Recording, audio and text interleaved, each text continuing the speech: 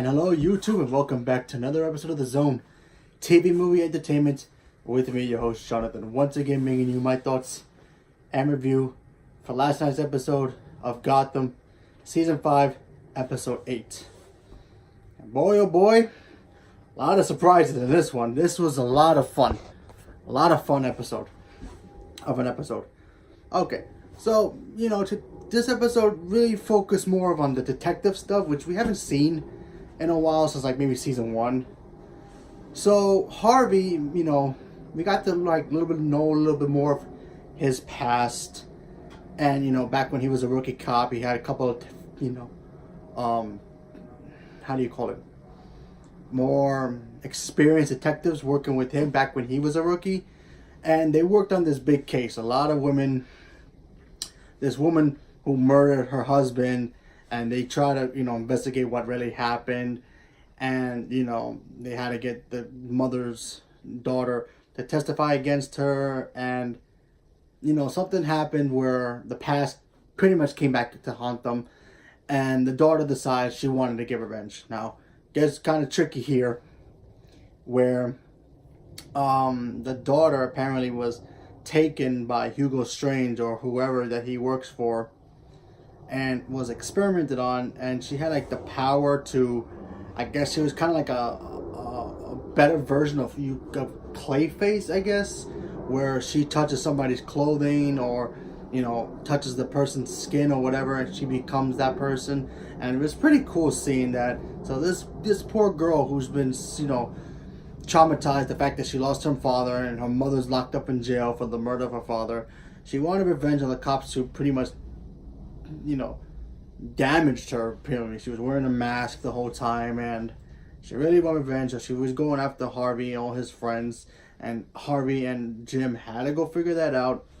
We had all that happening.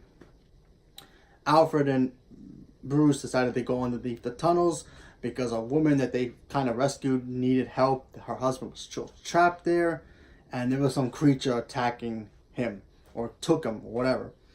And we all thought, okay, maybe Killer Croc or something. Man, it was just some guy who got poisoned because of the gas that Jeremiah put. And yeah, it was a pretty interesting episode. But the best part was the best part. First of all, we also got to see Barbara a little bit more pregnant, so that was pretty cool. But the best part of this episode was with Oswald Cobblepot, aka the Penguin, hanging out with Riddler.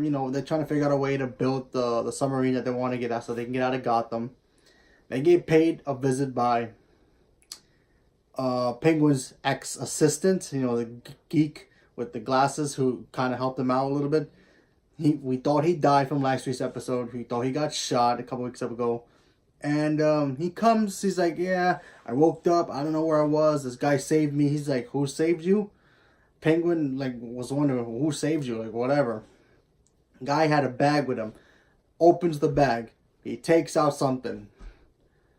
And it was the one and only, and the first time ever, screen debut of a Batman villain that I didn't think I would ever see ever in a Batman story, Batman anything, live action.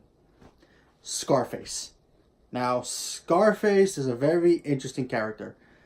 He's actually a puppet like literally a puppet. But he dresses like a gangster.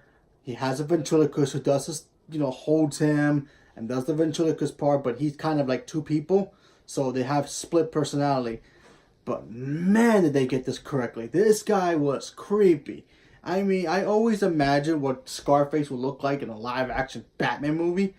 Because if you look at him, you look at me saying, wait, a puppet is a Batman villain? Yeah, it's kind of goofy, but when you actually watch him in the animated series, he's awesome.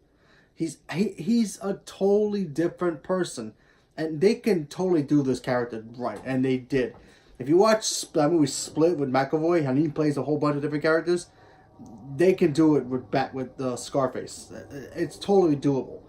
But they did it here in Gotham, and I guess maybe to test out the waters, maybe for a future Batman movie. Who knows? Because we never seen him in a Batman movie ever. He came out of the animated series. A lot of people thought he was goofy. A lot of people really liked him. I personally love him. It's a great character to have. Like I said, goofy, obviously, yeah. But come on, we live in a modern day where Chucky is awesome. Annabelle is just as awesome as he is. Why not give us Scarface, you know? Batman can do some, trippy stuff, I guess, But like I said, they had to get this character right. And the back and forth between him, Riddler, and Penguin. Even Penguin and Riddler were both confused. They were like, wait, is this guy joking? Is this guy for real? And remember, Scarface a creepy dude. This guy, like I said, he has a split personality, so you really don't want to cross him. So it's really cool seeing him. And I just got to applaud Warner Bros. TV for that. That was just awesome. Hopefully down the road they'll use him again for maybe a movie or something else. But man, that was fun to see. And that was a huge surprise too.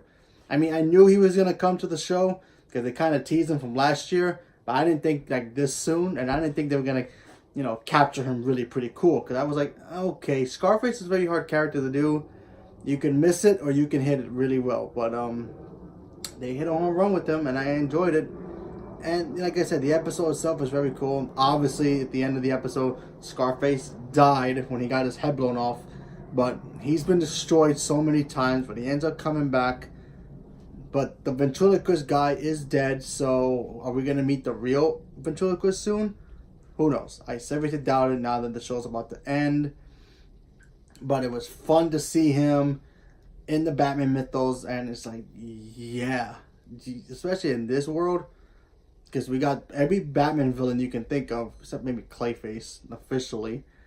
But now Scarface, it's like, yeah. We did see him kind of once in Titans, the last episode of Titans of the season finale, laying face down after the ventriloquist got killed by so-called Batman. But that was all scarecrow gas and all that stuff, so different situation.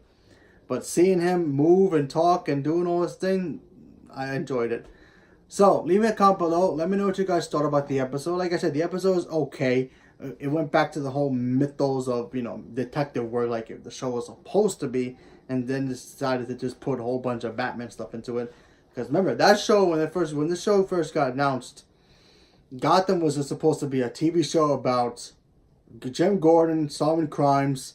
Nothing to do with Penguin, Riddler, all of these guys. They weren't going to come until, now. But they decided to change it. It really worked. So a lot of people like it. So cool. But like I said, I enjoyed the episode for what it was. A simple episode. Scarface was a hit for me. I enjoyed the heck out of it. I finally got to see him live action for the first time. Hopefully this isn't the last time I get to see him in live action anything. But only time will tell. So leave me a comment below. Let me know what you guys thought about it. Thank you very much and have a good day.